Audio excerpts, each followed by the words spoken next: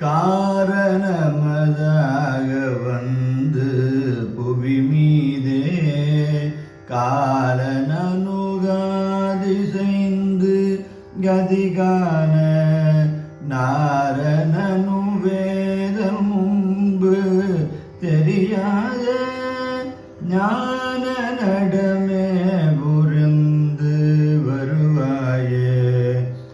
ஆரமுதமானதந்தி மணவாளா ஆறுமுகம் மாறிரண்டு விழியோனே சூரர்களை மாள வென்று கதிர்வேலா சோலை மலை மேவி நின்ற பெருமாளே. சோலை மலை மேவி நின்ற பெருமாளே ஞான நடமே புரிந்து வருவாயே. சோலை மலை மேவி நின்ற பெருமாளே. வெற்றிவே